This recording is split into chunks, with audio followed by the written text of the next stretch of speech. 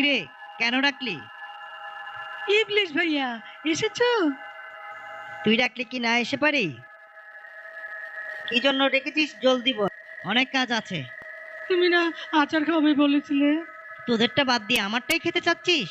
ঠিক আছে, নে ধর।